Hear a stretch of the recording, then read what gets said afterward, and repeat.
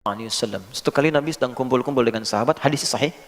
Sedang kumpul-kumpul dengan sahabat, tiba-tiba Nabi ditanya begini, Ya Rasulullah, ayyud du'a'i asma'.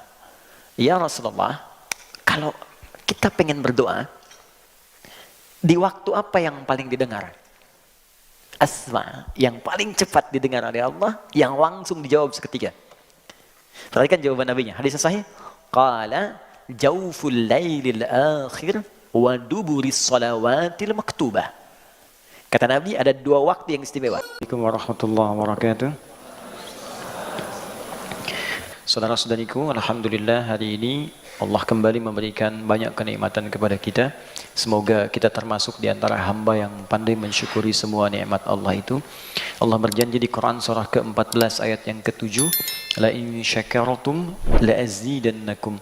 Kalau kalian mampu mensyukuri nikmat yang aku berikan, maka aku akan terus tambahkan. Dan itu menggunakan lam taukid untuk penguat. Kata Allah, pasti aku janjikan aku terus tambahkan nikmat itu. Di antara makna syukur itu bukan sekedar mengucapkan alhamdulillah, tapi pernah saya terangkan juga di sini saat kita bahas Al-Fatihah, syukur lebih kepada ungkapan kebahagiaan dan terima kasih atas nikmat yang Allah berikan dengan cara menggunakan nikmat itu sesuai dengan peruntukan yang telah Allah tetapkan. Allah meminta mata digunakan untuk melihat yang baik, maka bentuk syukurnya gunakan mata untuk menatap yang baik-baik. Allah tidak ciptakan lisan dan mulut kecuali untuk bertutur yang baik-baik, maka gunakan lisan ini untuk berkata yang baik-baik sebagai syukur kepada Allah. Demikian Allah tidak ciptakan sampai ke kaki kita kecuali berjalan dengan penuh kelembutan dan tawadhu. Maka hindari segala sikap-sikap kufur seperti sombong, ria, angkuh dan sebagainya. Kalau kita bisa menjaga diri kita baik, tampak soleh di hadapan Allah, maka Allah akan mengondisikan semua lingkungan kita menjadi baik kepada kita. Mustahil ada orang yang kata-katanya lembut kemudian dikasari oleh orang, itu mustahil. Mustahil ada orang yang berjalan dengan tawadhu tiba-tiba disombongi oleh orang, itu mustahil. Mustahil ada orang-orang yang jujur kemudian tiba-tiba dizalimi dengan tidak menentu oleh banyak orang, itu mustahil. Karena itu setiap nikmat kita gunakan pada yang benar, maka Allah akan menggunakan semua fungsi sekitaran hidup kita untuk membantu kehidupan kita lebih mudah. Mohon maaf, mungkin kesulitan yang dialami saat ini bukan karena kurang hebat kita mengatasinya, tapi mungkin ada persoalan-persoalan syukur nikmat yang belum tuntas.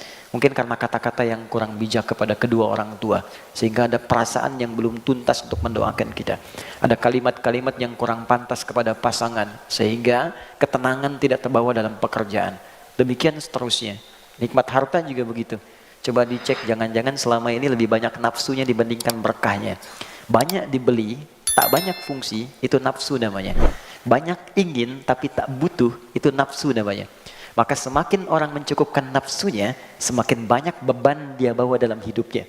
Bukan sekedar akhirat yang dipertanggungjawabkan, tapi beban yang dipikul dalam kehidupan pun tidak mudah.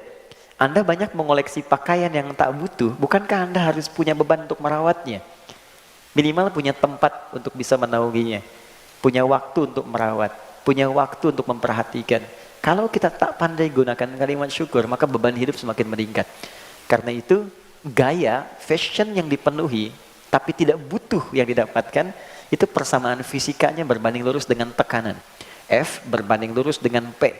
Gaya berbanding lurus dengan tekanan hukum Pascalnya. Semakin banyak gaya, semakin tertekan hidupnya. Makanya kita harus menyesuaikan dalam beberapa hal untuk kembali pada nilai-nilai kehidupan. Oke, waktu kita terbatas. Sekarang kita ada bagian titik-titik akhir di pembahasan bab sholat. Nanti kalau sudah beres semua, saya review dari awal sampai akhir dengan menggunakan satu perangkat ya. Nanti mungkin saya minta teman-teman siapkan infocus. Saya sudah buat PowerPoint, sudah ada, sudah lama. Mungkin nanti setelah selesai saya urutkan dari awal dalam bentuk gambar untuk mengingatkan kita semua. Dan boleh di copy, saya tidak punya hak cipta. Ya, Anda boleh copy, sebarkan lagi, mudah-mudahan jadi amal soleh untuk semuanya. Oke, sekarang kita masuk ke dalam titik bahasan terakhir dalam bab sholat sebelum amalan pasca salam, yaitu amalan di penghujung sholat sebelum salam. Kita buka dengan hadis riwayat At-Tirmidzi nomor hadis 3499. Hadis riwayat At-Tirmidzi. Ini referensi pertama, jadi kalau nanti ada yang tanya kita bisa jawab. Riwayat At-Tirmidzi. Oke. Nomor hadis 3499. Dibiasakan pakai ini ya. Ini. Asalnya begini. At-Tirmidzi. Asalnya begini. Oke. Nah. Dari kata Tirmidz, ada yang menyebut Turmuz. Ini nama daerah. Ya, daerah yang sekarang ini dulu masuk pecahan Soviet. Sekarang di wilayah Tan, Uzbekistan, Kyrgyzstan, Tajikistan dan sekitaran itu. Nama aslinya Muhammad. Nama aslinya Muhammad. Cuma beliau ini tumbuh dan berkembang di daerah Tirmidz. Sehingga disebut At-Tirmidzi. Orang yang tumbuh besar sampai wafat di daerah Tirmidz. Biasanya begini. Kalau ada al atau at, ujungnya i, itu sudah rumus menunjuk pada daerah. Asal tidak kepada nama atau identitas. Jadi kalau kita ingin katakan begini, saya berasal dari tempat A dan Islam sudah datang ke tempat saya. Di buktinya saya masuk Islam. Atau ingin menunjuk daerah saja tanpa membawa identitas agama, maka tambahkan al di depannya, ujungnya tutup dengan i. Pernah dengar Al-Bukhari? Ya kan? Ya, pengarang Sahih Al-Bukhari itu kan nama aslinya Muhammad. Punya bapak namanya Ismail, punya kakek namanya Ibrahim, kakek buyutnya Al-Mughirah, yang buyutnya Al-Bardizbah. Tinggal di Kecamatan Ju'fah, Kabupaten Bukhara, Provinsi Khorasan, negaranya Uzbekistan sekarang. Nah, karena daerahnya dari Bukhara, beliau ingin katakan begini, saya dari Bukhara, bukan dari Arab. Ya, maka beliau katakan Bukhara tambah al di depannya, al-Bukhari, ujungnya i, al-Bukhari. Ada ahli hadis terbaik di bumi di abad ini yang telah wafat. Ya, sebelumnya. Gelarnya Musnid. Musnid itu gelar cukup tinggi. Musnid itu ahli sanad. Musnid ad-dunya, ahli sanad sedunia. Sanad itu silsilah orang yang meriwayatkan sampai Nabi. Bisa, pernah dengar hadis ini? Orang yang paling baik di antara kita adalah orang yang belajar Quran. Khairukum man ta'allamal Quran wa 'allamah, dan mengajarkannya. Pernah dengar hadis itu? Hadis itu kan diriwayatkan oleh Al-Imam Al-Bukhari di kitabnya nomor hadis 4719. Tapi kan Imam Al-Bukhari nggak pernah ketemu Nabi. Karena lahir jauh setelah Nabi wafat. Dari mana Al-Bukhari mendapatkan hadis itu? Terus kita runtut. Ya, misalnya, Al-Bukhari ini menerima hadis dari sebelum orang-orang sebelumnya sampai ke Nabi. Maka Al-Imam Al-Bukhari menerima hadis dari Al-Hajjaj. Hajjaj menerima hadis dari Syu'bah. Syu'bah menerima dari Al-Qamah bin Marthad. Al-Qamah bin Marthad menerima dari Sa'ad bin Ubaidah. Sa'ad bin Ubaidah menerima dari Abu Abdurrahman As-Sulami. Abu Abdurrahman As-Sulami menerima dari Ali bin Abi Thalib dan Uthman bin Affan. Uthman bin Affan dan Ali radhiyallahu taala anhuma menerima dari Nabi sallallahu alaihi wasallam. Nah, urutan dari tadi sampai ke Nabi itu dari Hajjaj bin Minhal sampai dengan ke Nabi itu disebut sanad namanya. Ada orang ahli sanad semuka bumi, ternyata bukan dari Arab, dari Padang. Dari Padang. Namanya Syekh Yasin. Karena dari Padang, beliau perkenalkan diri pakai al dan i di ujungnya. Syekh Yasin Al-Padangi. Kenal Kiai Haji Ahmad Dahlan? Ya, kenal di mana? Oke. Pendiri Muhammadiyah ya, 18 November 1912, Kiai Haji Hasyim Asy'ari, pendirian Nahdlatul Ulama 31 Januari 1926. Itu punya guru yang sama di Mekah. Jadi keduanya belajar di Kiai Haji Soleh Darat di Semarang, kemudian berangkat ke Mekah, namanya masih Muhammad Darwish, Kiai Haji Ahmad Dahlan. Nanti pulang dari guru ini ke tanah air, ganti nama jadi Ahmad Dahlan. Bin Kiai Haji Abu Bakar, bin Kiai Ilyas, bin Kiai Sulaiman, bin Demang Jurang Juru Kapindo, bin Demang Jurang Juru Sapisan, bin Kiai Gerebek, bin Maulana Ishaq, anak dari Ahmad Jumadil Al-Kubra. Ahmad Jumadil Al-Kubra ini anak dari keturunan Ali Zainal Al-Kabir, Ali Zainal Abidin, Al-Husain, adiknya Al-Hasan, anaknya Ali bin Abi Thalib, suami Fatimah Az-Zahra, putri Nabi Muhammad SAW. Ya, itu belajarnya di Syekh Ahmad Khatib, orang Minangkabau.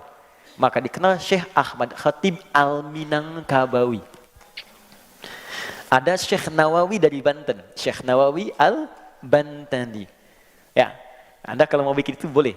Misalnya Mas Tengku Wisnu umroh, kenalan sama orang Arab. Anak Tengku Wisnu Albintaroi. Oke. Tanggerangi Jakarta. Biasanya kalau Jakarta kurang enak pakai Betawi gitu. Ya. Oke, ini yang mau saya katakan gini. Syekh Muhammad ini punya kebiasaan sangat menarik. Rajin tahajud, rajin puasa sunnah, Quran hafal, hadis sudah pasti, dan beliau mengarang kitab hadis, dikenal dengan Sunan At-Tirmidzi atau Jami At-Tirmidzi. Ini di akhir hidupnya, teman-teman, tumbuh, berkembang, wafat di Tirmidzi, di akhir hidupnya buta matanya. Saking rajinnya baca dan menangis dalam doanya, dalam salatnya. Ketika ditanya, Syekh, kenapa Anda mesti seperti ini? Ya, jawabannya. Maksudnya gini, Anda sholat tuh sampai menangis, sampai buta matanya, kenapa mesti seperti ini? Gitu. Apa jawabannya? Kata beliau, aku takut kalau aku pulang kepada Allah, amalanku itu masih belum dianggap cukup. Aku takut saat pulang kepada Allah, amalku masih belum dianggap cukup. Saya katakan pada teman-teman, kalau ada orang sangat saleh, bangun tiap malam, hafal Quran, hafal banyak hadis, menulis kitab hadis, rajin puasa, dan masih mengatakan, menangis sampai buta mata, masih mengatakan, aku takut kalau pulang, bekalku masih belum dianggap cukup.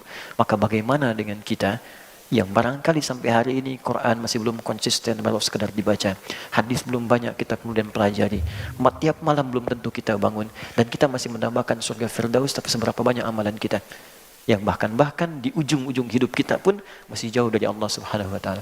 Saya tidak mengatakan sepuh karena setiap kita selalu berada di ujung kehidupan. Kita tidak tahu kapan kita wafat.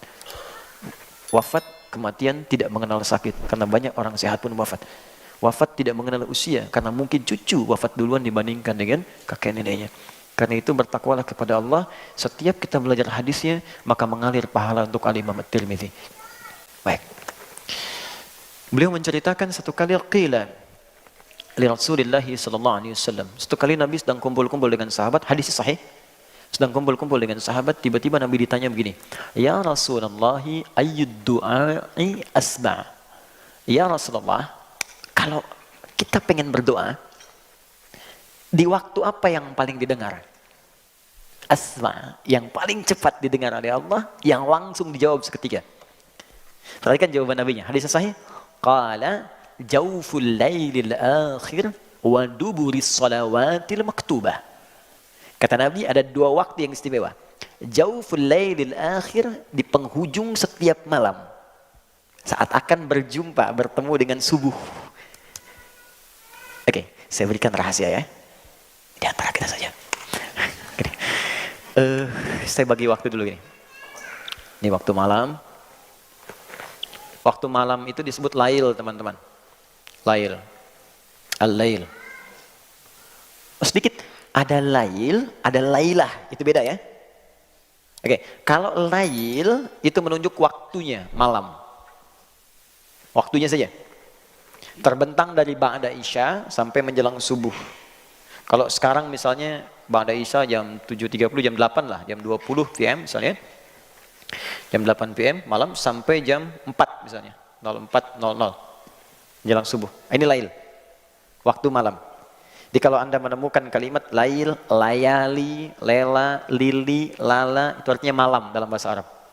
Ibu Leli, ibu malam-malam ya. Lain. Tapi kalau ada tak di ujungnya, lailah ini. Lailah. Maka tak ini menunjuk sifat istimewa yang ada di malam itu. Bukan pada waktu, tapi menunjuk keistimewaan yang ada di malam itu. Misal, Al-Quran turun di satu malam. Malamnya istimewa. Malam Al-Qadar namanya. Maka malamnya disebut lailah, bukan lail. Maka turun surah Al-Qadar, Inna anzalnahu fi lailatil qadar. Taknya ada. Ini menunjuk di malam itu istimewa. Beda dengan malam biasa. Tapi kalau lail saja itu malam. Nah, lail itu setidaknya dibagi dua bagian. Awalnya ini ba'da isya, ujungnya fajar. Dari sini terbentang sampai ke fajar, di sini kurang lebih 15 sampai dengan 25 menitan lah. Ada yang disebut dengan sahar. Sin, ha, ra. Saharun. Jamaknya disebut ashar. Waktu singkat menjelang fajar. Sekitar 15 sampai 25 menitan. Nah ini sudah meninggalkan lail. Masuk ke fajar, masuk waktunya disebut dengan sahar, jamaknya disebut dengan ashar. Pekerjaan yang dilakukan di waktu sahar itu disebut dengan sahur namanya. Oh nggak pakai sahur. Sahur. Oke. Pernah dengar makan sahur ya? Maksudnya makannya dikerjakan di waktu sahar. Jadi kalau kita ingin sahur di bulan puasa atau puasa sunnah, maka rumus dari Nabi nya tasaharu, makannya di waktu sahar, jangan terlalu awal. Sebab kalau kita makannya dari jam 2, ya, subuhnya masih 4:30, nanti nahan laparnya terlampau lama. Makanya rumus Nabi-nya dekatkan ke fajar. Ya, 20 menit sebelum fajar sehingga energinya terkumpul, nanti dipakai ibadahnya masih kuat. Kan ketika bergerak metabolisme dalam tubuh kita, jadi energi dipakai untuk ibadah, semakin waktunya menipis di sini ke fajar, semakin banyak kita bisa menggunakan untuk ibadah. Makanya bawaannya nggak tidur terus. Banyak hadis palsu berkeliaran di bulan Ramadan. Di antaranya tidurnya orang puasa itu ibadah. Hadis palsu. Sekarang dari sekarang. Nah ini teman-teman, ini kata Nabi potensial diijabah doa pada saat itu. Makanya kalau sedang Ramadan, saat sahur itu, saya sering sampaikan kepada teman-teman itu, yang kalau ngaji, kalau apa, jangan berhenti dimakan. Kalau bisa kalau sudah makan, duduk sebentar. Ada amalan dalam Al-Quran yang kalau kita kerjakan, itu diisyaratkan langsung dalam Al-Quran, orang-orang yang mampu mengerjakan amalan ini, itu hakikatnya seperti ahli surga yang sedang jalan-jalan di bumi. Ahli surga yang sedang beraktivitas di bumi. Apa amalannya? Itu ada di Quran, surah ke-51 ayat ke-18. Paling kanan pertengahan di mushaf. Surah 51 ayat 18, surah Az-Zariyat. Wabil ashari hum yastaghfirun. Ada orang-orang yang ketiga masuk waktu sahar. Kenapa dijamaahkan? Karena dia kerjakan setiap hari. Sering maksudnya. Jadi bukan cuma sekali, tidak. Sering dia bangun. Bangunnya awal, bahkan tahajud dulu, istirahat sebentar, menjelang subuh dia bangun, itu sengaja istighfar. Amalan di waktu sahar, salah satu yang disebutkan Quran adalah banyak beristighfar di waktu sahar. Itu amalan orang disebut oleh Quran sebagai bagian dari ahli surga yang sedang beraktivitas di bumi. Dia rajin dia bangun. Nah, cara mengamalkannya begini. Ini saya pernah ajarkan ke beberapa kawan-kawan dan kita praktekkan juga. Dan itu insya Allah kalau dibawa ke rumah tangga, tenang Pak, damai gitu.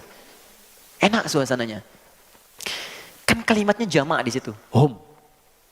Jamaah. Bukan 1-2 orang, semua. Itu Allah mendorong, ayo bangun. Bangun malam biasa. Tahajud misalnya aja.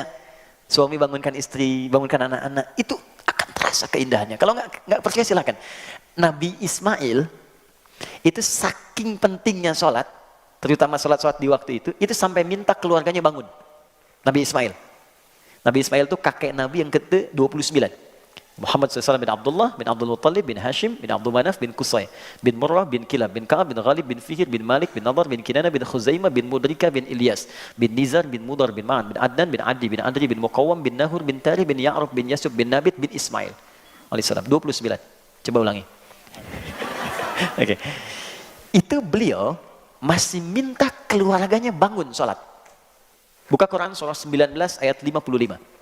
Surah Maryam ayat 55. Wa kana ya'muru ahlahu bis-shalah. Dan beliau terekam, kata Allah, disampaikan pada Nabi Muhammad, terekam pernah memerintahkan keluarganya bangun salat. Salat. Minta. Makanya Nabi kemudian membiasakan itu. Nabi bangunkan bahkan menantunya Ali. Ali bangun. Kerana wajah. Salat. Fatimah bangun. Bangun. Nah, apa yang terjadi setelah itu? Di waktu sehari istighfar. Istighfar. Dan tidak ada yang paling indah Pak. Ketika Anda duduk dengan pasangan. Suami, istri, ayah, ibu, anak. Suami mulai membuka. Mohon maaf ya. Selama ini mungkin aku banyak salah. Aku belum jadi suami yang baik. Anak-anak maafkan ayah. Ayah belum jadi ayah yang baik. Ya Allah ampuni saya. Kalau dosa yang hadir di keluarga adalah karena kesalahan saya. Lalu dia istighfar. Astagfirullah. Astagfirullah, astagfirullah. Istrinya mengatakan, Pak maafkan mama juga, belum jadi istri yang baik. Anak-anak maafkan, belum jadi mama yang baik.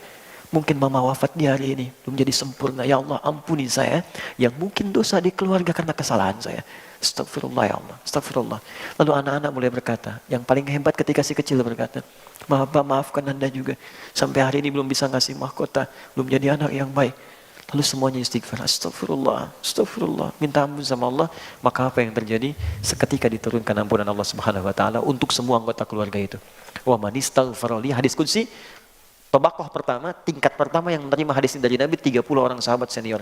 Kata Nabi, ketika ada seorang hamba, hadis qudsi, wa man istaghfara li, yang istighfar di waktu itu, ghafartulah, aku ampuni semua dosa-dosanya. Kalau dosa sudah diampuni, rumus istighfar yang mengatakan semua doa walaupun belum diminta seketika akan dikabulkan oleh Allah Subhanahu wa taala. Kalau Anda nggak percaya silakan. Itu kalau tiap hari dibiasakan, tidak ada kesalahan yang tertanam di rumah tangga, semua tenang. Hilang aja gitu. Dan tenang di hari itu, kalau setiap hari enak. Semua mengoreksi, semua mendekati Allah, dan nanti Anda akan rasakan dampaknya ada kemudahan dalam kehidupan. Itu satu. Yang kedua, Duburi shalawatil mafruḍah atau maktubah, di setiap penghujung sholat fardu. Di setiap penghujung sholat fardu. Akhir sholat fardu. Ingat, bukan sholat sunnah ya. Bukan sholat sunnah. Akhir sholat fardu. Letaknya sebelum salam. Oke. Sebelum salam. Dalilnya dari mana tahunya ini? Hadis riwayat Muslim. Nomor hadis 588. Yang meriwayatkannya sahabat Abu Hurairah radhiyallahu taala anhu, nama aslinya Abdurrahman bin Sakhr. Sebelum masuk Islam, ini mu'alaf. Sebelum masuk Islam namanya Abdus Syams, Majusi, pindah Kristen. Kemudian masih mencari-cari sampai bertemu Nabi di Madinah, masuk Islam. Dan masuk Islamnya itu 3 tahun sebelum Nabi wafat. Kurang lebih usia Nabi 60 tahun. Jadi Nabi sudah agak lemah, kalau sholat kakinya bermasalah, makanya turunnya beliau menggunakan telapak tangan saat turun. Pernah saya bahas di pertemuan yang lalu ya. Kalau teman-teman review, Anda temukan kalimat itu. Kemudian yang paling hebat begini, karena sadar beliau itu baru belakangan masuk Islam, keduluan Abu Bakar, Umar, Utsman, Ali dan yang lainnya, maka perhatikan prinsip para sahabat ketika mereka merasa terlambat dibandingkan yang lain. Maka apa yang dikatakan Abu Hurairah? Saya akan gunakan sisa hidup saya untuk menyusul kawan-kawan saya. Dia susul. Jadi yang teman-teman sahabat Abu Bakar, Umar, mungkin belajar dengan Nabi sehari, nggak setiap hari Pak dengan Nabi. Nggak setiap hari. Mungkin dengan Nabi 2 jam, 3 jam, ya, ada yang ikut taklim saja. Kan mereka juga berbisnis. Abu Bakar bisnis, Utsman bisnis, nggak setiap waktu ketemu Nabi. Ya, Abbas paman Nabi bisnis, makanya beliau taklim itu nggak setiap waktu. Nabi punya majelis taklim, hari Kamis khusus untuk ibu-ibu, akhwat. Selebihnya nanti ikhwan. Nggak setiap waktu Abbas bisa ikut taklim. Tapi setiap akhir pekan liburnya mampir ke majelis Nabi sampai hafal 200 hadis. Tapi yang hebat begini, kalau saya masih ada kesibukan begini untuk bisa berinfak, jadi mereka itu bisnis itu untuk bisa zakat, bisa infak. Yang dikejar akhirat juga. Itu prinsipnya. Kalau saya nggak hafal hadisnya, anak saya yang mesti hafal. Kalau saya nggak dapat Qurannya, anak saya yang dapat. Maka kalau beliau sedang pergi dan tidak bisa ke majelis ilmu, maka anaknya Abdullah kecil yang disimpan di majelis ilmu. Karena itulah nanti ketika Nabi wafat, anak ini usia masih 13 tahun, bapaknya hafal 200 hadis, anaknya hafal 2000 hadis. Itu waktu dititipkan itu teman-teman, itu masih ada yang merangkak. Ya masih merangkak. Bahkan kadang dibelai oleh Nabi, karena anak sering dibawa ke majelis ilmu, majelis taklim, maka kesenangan dia pun ke majelis ilmu akhirnya. Senang dengan ulama, senang dengan ustaz, senang dengan Nabi. Di anak itu gimana dibiasakan orang tuanya. Anda ajarkan dari kecil kalimat baik, subhanallah, alhamdulillah, Allahu akbar. Itu yang keluar di lisannya. Saya pernah lihat tahun lalu kurang lebih, ada anak tuh mau disuntik. Anak kecil. Begitu mau disuntik yang keluar kalimat thayyibah. Astagfirullah ya Allah, ampuni dosaku ya Allah. Anak kecil. Ya tapi kalau dikasih mainan ya itu yang keluar. Yo tayo, yo tayo. Salah sih tidak, ini sebab mungkin ada beban ekstra kita untuk bisa mendidik mereka. Nah saya mau kembalikan ke sini teman-teman sekalian. Jadi Abu Hurairah kemudian masuk Islam, prinsipnya saya mesti nyusul. Disusul sampai beliau jadikan semua waktunya untuk mendampingi Nabi. Karena merasa Nabi di penghujung waktunya. Akhirnya kemanapun dikejar. Nabi ke rumah, nunggu dekat rumahnya. Kemudian keluar rumah diikutin. Maksudnya gini, kalau sahabat nunggu di majelis ilmu Nabi, beliau pengen tahu dari sejak Nabi keluar rumah bagaimana jalannya. Kalau dipanggil bagaimana nengoknya. Kalau sholat bagaimana caranya. Jadi saking ingin dan nyusul dan mengikuti semua ajaran Nabi karena melihat nih manusia terbaik yang pernah hadir di zamannya, maka diikuti setiap langkahnya. Sampai-sampai kata Nabi, buka sorbanmu. Dibukalah sorbannya, dihamparkan, didoakan oleh Nabi, pakai lagi. Ketika dipakai kembali kata Nabi, engkau diizinkan oleh Allah setelah dibacakan apapun seketika akan hafal. Gitu. Didoakan oleh Nabi, jadi tahu ini ahli ilmu. Karena itu ketika didoakan, dipakai kembali, apapun yang dibacakan kepada beliau seketika hafal. Yang mewarisi ini nanti Al-Imam Al-Bukhari. Nanti ibu saya sarankan, ibu cari buku tentang biografi Al-Imam Al-Bukhari, ibu perhatikan amalan ibunya. Karena single parent. Jadi nanti sudah meninggal, bapaknya, kemudian anaknya matanya buta, ibunya melakukan amalan itu berdampak kepada anak. Dari mulai anaknya sembuh dari kebutaannya sampai punya kepintaran luar biasa. Imam Al-Bukhari itu sekali baca seketika hafal. Saya tadi cerita di Tanah Kusir. Jadi Al-Bukhari saat muda dikenal ahli hadis, diundang ke Irak pusat ilmu oleh 10 ulama. Undangannya silaturahim. Begitu masuk ruangan kosong nggak ada apa-apa, cuman ada kursi satu di tengah begini, dikelilingi ulangan 10 letter O.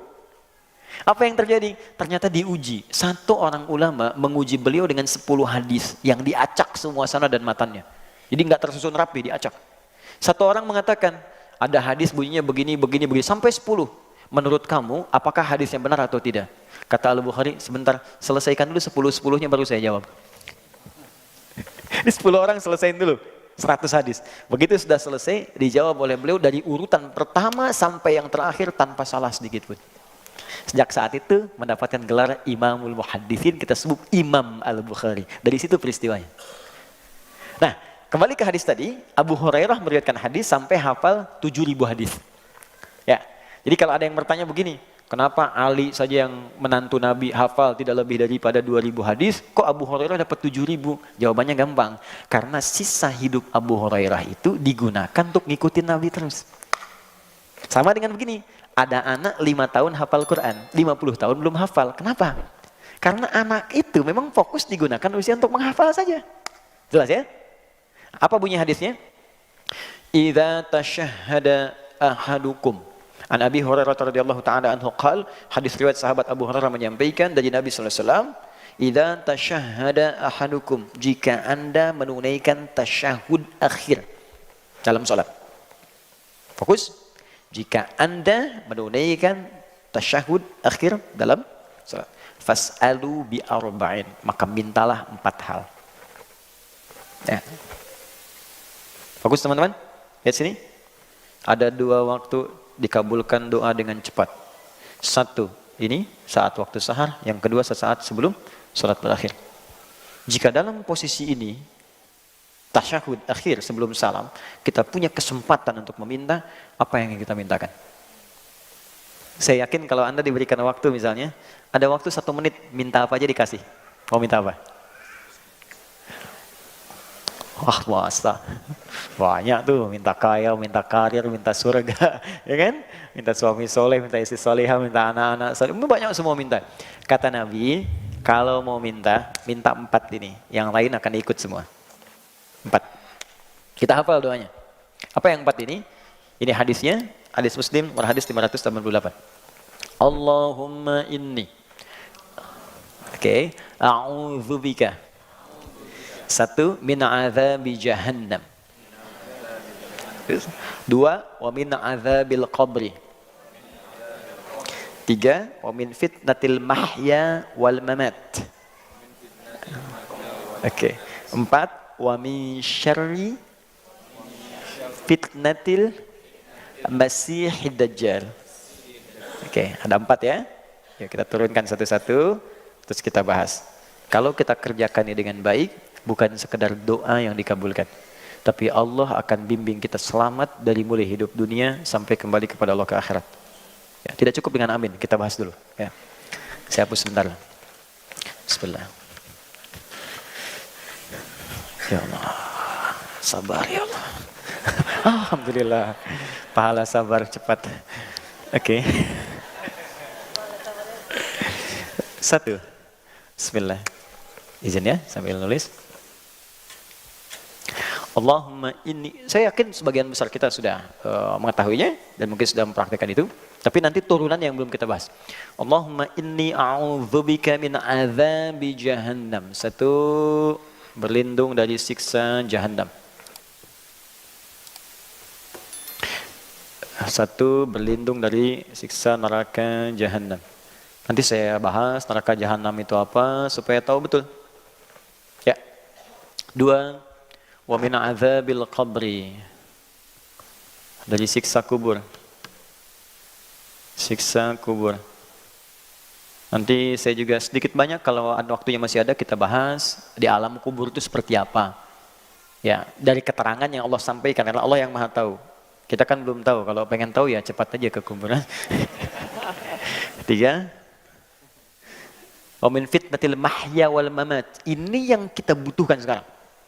Jadi kalau kita berlindung menyebut ini, wah, hoax, bulian, caci makian, gak akan ngaruh ke kita. Hilang, lewat semua. Ya. Fitnatil mahya, fitnatil mahya wal mamat. Fitnah semasa hidup juga saat wafat. Duh, kasihan banget nih, hidup di fitnah, wafat di fitnah juga. Oke, terakhir 4. Wa min syarri fitnatil masiihid dajjal. Ini yang paling buruk. Dan ini ujian keimanan yang paling dahsyat. Ya. Dan sebagian tanda-tanda kecilnya itu udah mulai nampak nih. Bukan tanda besarnya kita nggak tahu. Yang tanda-tanda kecil tuh menuju itu udah nampak. Buruknya fitnah dajjal. Di fitnah yang paling buruk. Dajjal. Syarri fitnatil masiihid dajjal. Ad-Dajjal. Ini seketika bisa merubah orang yang tadinya beriman tiba-tiba langsung jadi kufur. Seketika. Nanti kita cerita. Ya, kalau sudah sampai ke nomor 4 kita cerita. Tadi ada 4 ini. Kata Nabi, minta setiap di penghujung kita selesai sholat sebelum salam. Kalau belum hafal redaksinya, minta di hati dengan bahasa kita. 4 ini sebutkan. Ya Allah, aku berlindung kepadamu ya Allah dari neraka jahanam, dari siksa kubur. Ya Allah, dari buruknya fitnah saat hidup ataupun nanti aku kalau wafat. Dan dari ya Allah buruknya fitnah dajjal. Di hati. Tapi usahakan sambil kita menghafal, membaca, sampai nanti kita bisa tahu cara bacanya sesuai dengan petunjuk Nabi. Kita lafadzkan itu. Nah, saking pentingnya ini, pernah ada seorang ulama besar. Bahkan Imam An-Nawawi itu mengambil riwayat dari ulama ini. Namanya Imam Tawus. Imam Tawus ini punya anak. Anaknya sholat. Setelah selesai sholat, tanya bapaknya, kamu baca doa ini enggak tadi? Yang bapaknya sampaikan hadis dari Nabi. Kata anaknya, la.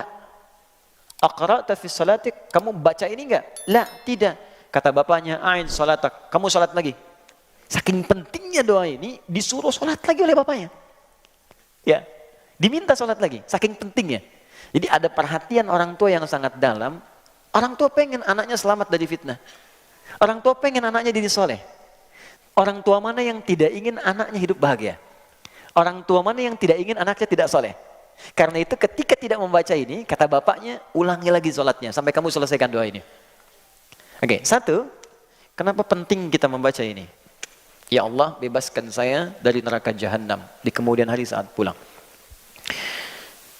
Kita orang beriman, iman itu artinya yakin tanpa ragu.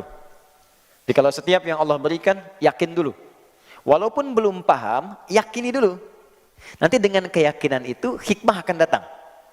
Awas, jangan selalu mengandalkan logika ya. Karena kita ini manusia, punya keterbatasan. Di semua hal yang Allah tanamkan dalam manusia, itu punya batas. Contoh, mata punya batasan. Yang kita lihat besar sekarang, menjauh jadi kecil, bahkan hilang. Artinya, mata terbatas.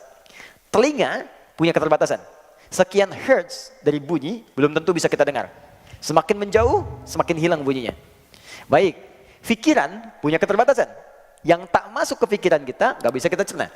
Jadi kalau mata punya keterbatasan, maaf, telinga punya keterbatasan, kenapa akal tidak ingin punya batas? Pasti terbatas. Karena itu Allah berikan jalan. Iman dulu, nanti kalau sudah iman, hati dilembutkan, hikmah datang. Kalau hikmah sudah datang, akal akan mengikuti dan langsung paham seketika. Jelas? Karena itu, kalau berbicara tentang yang goib itu nggak tampak di depan kita. Kalau nggak tampak, akal nggak masuk. Karena akal itu hanya bisa kemudian memformulasikan yang tertangkap oleh indera, yang kelihatan dicerna akal, yang terdengar dicerna akal, kan? Yang terasakan dicerna akal. Ini sekarang nggak nampak, nggak terasa sekarang. Bagaimana bisa dicerna akal? Karena itu yang dituntut iman. Di antara perkara iman itu ada kehidupan setelah kematian. Kita yakin itu. Karena kita yakin, maka mesti siap-siap. Gini logikanya. Teman-teman kesini kan mesti ada persiapan. Gak semua orang tinggal di Bintaro. Ada yang di Jakarta, saya dari Bekasi. Mustahil kesini kalau nggak ada bekal. Mesti ada kendaraan, ada bekalnya, ada macam-macam. Ini baru ke Bintaro. Sekarang kalau Anda ingin keluar kota lebih jauh lagi, antar provinsi, Anda keluar negeri butuh visa, butuh paspor. Ongkosnya tidak sedikit. Itu masih di dunia, level dunia. Sekarang Anda ingin keluar dunia, orang mau ke bulan aja bayarnya udah berapa sekarang? Itu baru nyampe bulan, Anda pengen ke surga. Firdaus lagi bersama Nabi. Ongkosnya mana? Bekalnya apa? Maka Allah turunkan amalan-amalan. Sama persis ketika itu tidak ada, maka jangan berharap Anda bisa datang ke sini. Jangan berharap Anda bisa ke bulan. Jangan berharap Anda bisa jalan, bisa haji, bisa umrah dan sebagainya. Maka kata Allah, jika orang pun pulang tak punya persiapan, dia gak bisa ke surga, tempatnya kemana? Hanya ada dua tempat. Satu ya neraka. Yang kedua A'raf. A'raf. Makanya ada surat Al-A'raf, surah ke-7. Intisarinya di ayat ke-45 sampai 47. Ya, Al-A'raf itu yang belum ke surga, yang tidak ke neraka. Jadi bekal ke surga belum cukup, ke neraka pun amalan nggak banyak-banyak amat dosanya gitu. Di 50-50, ini 50, ini 50. Tempatnya di sini. Dia bisa melihat semua yang di surga, tapi tak sanggup mendengar yang di neraka. Itu bahasa Qurannya. Tak sanggup mendengar, apalagi nengok. Logikanya begini, teman-teman malam nih 2:30, keluar dari hotel ini, tiba-tiba di atas pohon ada suara. Hihihi. Nengok nggak? Hah? Apa? Pasti ada lari. Anda dengar suara itu udah lari, apalagi neraka. Orang teriak semua. Makanya kata Quran, nggak sanggup mendengar yang di neraka, tapi banyak mengamati yang di surga. Dan dengan rahmat Allah, maka dipindahkanlah dari sini ke surga. Setelah hisab selesai, satu harinya 1000 tahun. Satu harinya, nunggu di sini. Kalau nggak cukup ke sini, nggak cukup di sini, ya mampirnya ke sini.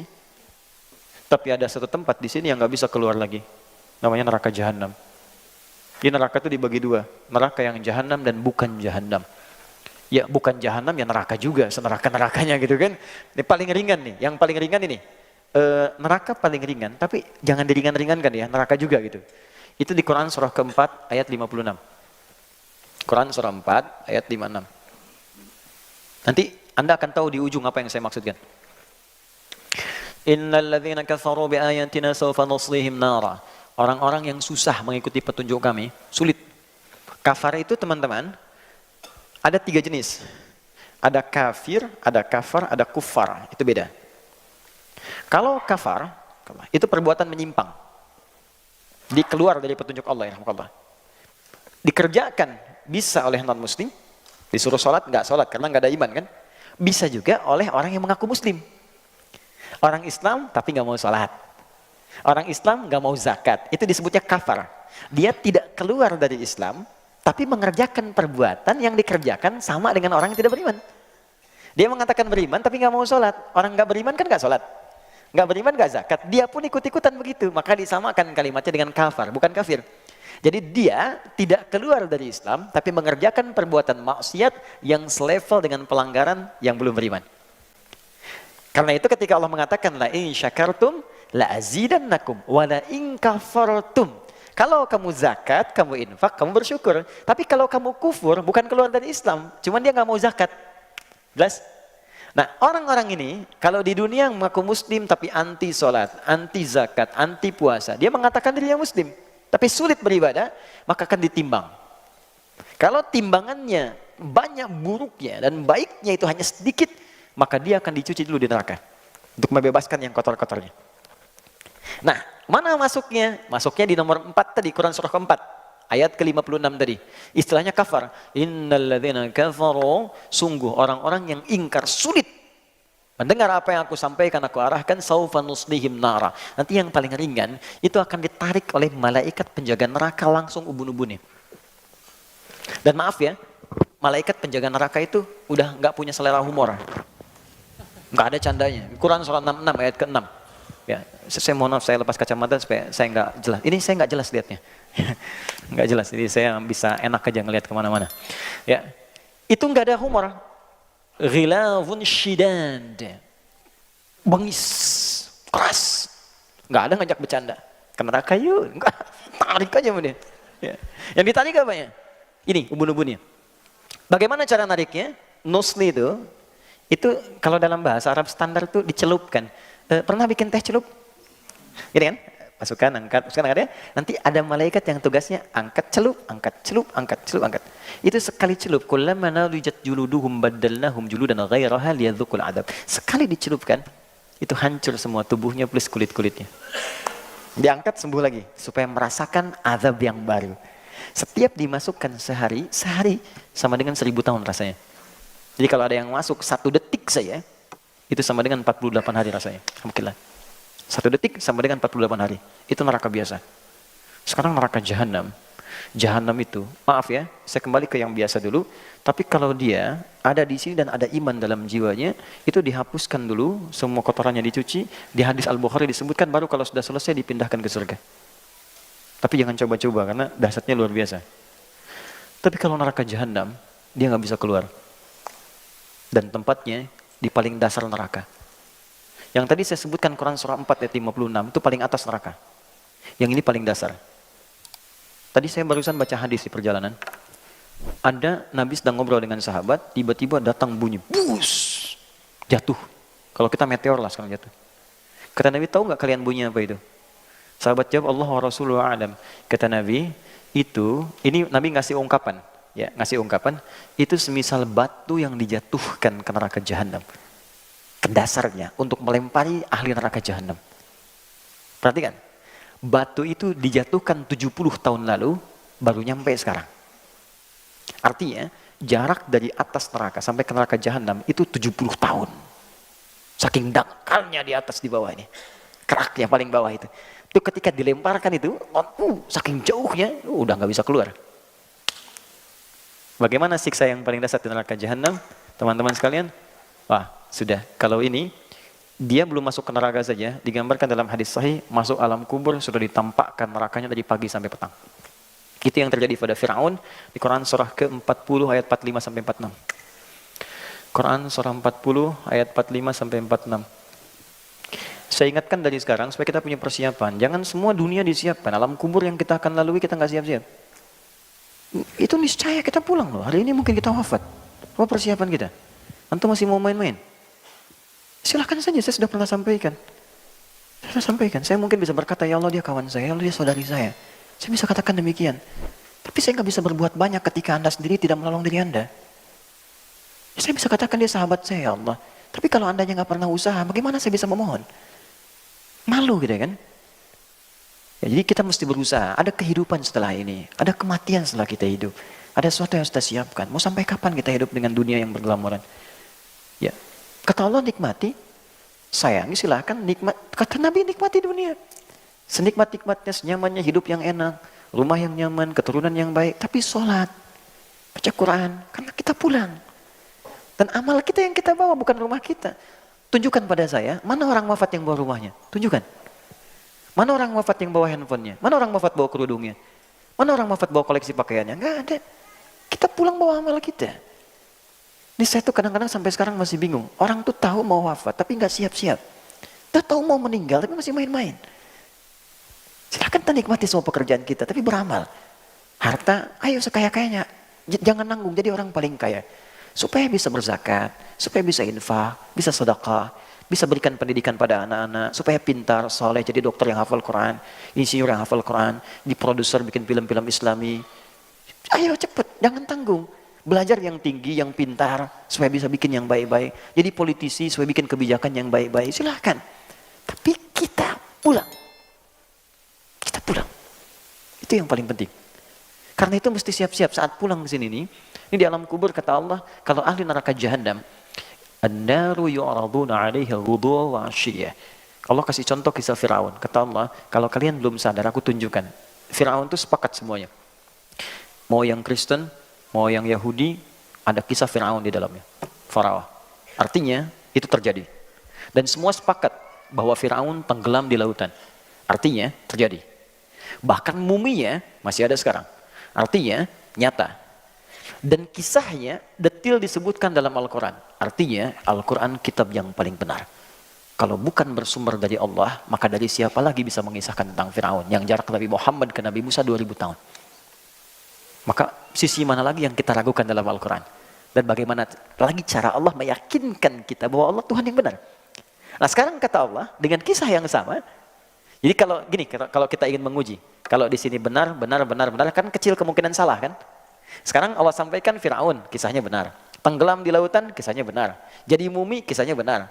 Dan disebutkan oleh Allah, dalam keadaan mumi itu pun, itu disiksa di alam kubur. Kubur itu maksudnya, awas, yang dimaksud kubur itu alam setelah wafat. Bisa jadi di dalam tanah, di kubur standar. Ada yang mungkin dibakar, ada yang mungkin di laut tenggelam. Jadi kubur itu artinya alam yang setelah wafat. Jelas ya? Baik, tempatnya disebut barzakh. Barzakh itu pemisah. Bainahuma barzakhul la yabghiyan. Jadi ada dunia, ada akhirat, pemisahnya disebut barzakh. Itulah alam kubur. Alam setelah kematian. Jadi kalau Firaun kan nggak dikubur, jangan pahami di dalam tanah. Maksudnya pindah dia dari alam hidup ke alam mati. Nah saat matinya ini, itu ditampakkan oleh Allah neraka pagi dan petang, neraka jahanam. Saya pernah didebat oleh orang liberal begini berkata, Ustaz nggak ada siksa kubur. Yang ada itu tidur. Saya bilang mas ini, kalau orang mimpi buruk dalam tidur, Anda mimpi ketemu kuntilanak, saya bilang. Mimpi buruk kan? Buruk. Bangun tidak? Bangun saya. Nah sekarang Anda mimpi ketemu pocong, nggak bisa bangun-bangun. Tersiksa nggak? Sekarang ada orang mimpi ketemu neraka, nggak bangun-bangun. Sampai kiamat. Bukan itu siksaan? Nah Fir'aun itu salah satu yang ditampakkan. Jadi ahli neraka jahanam itu saat akan wafat dibukakan sampai dia ketakutan luar biasa. Saat di alam kuburnya ditampakkan neraka jahanam pagi sampai petang terus. Jadi nggak ada mimpi yang lain. Ahli surga beda. Kalau ahli surga nanti ada di Quran surah ketiga ayat 169 sampai 172. Ya,